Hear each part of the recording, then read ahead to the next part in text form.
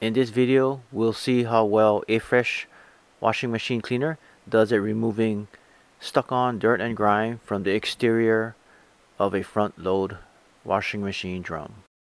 Removing the front end of the vent holes will give us access to view the exterior of the drum.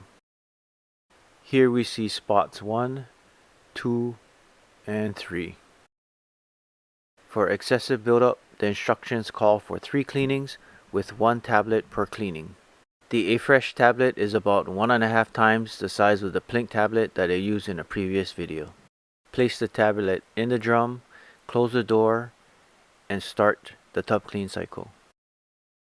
The laundry tray was cleaned before the tub clean cycle, and after the cycle is complete, only a few specks of dirt and grime were found in the laundry tray. There was very little difference, with spot 1 actually looking a little bit worse. So I ran a second tub clean cycle and found more specks of dirt and grime in the laundry tray, but again very little difference on the exterior of the drum. I then ran a third test as per the Affresh instructions, found several clumps of dirt and grime in the laundry tray. However, still very little difference on the exterior of the drum. I'm pretty sure Affresh does a good job at regular cleaning, but not for this excessive buildup.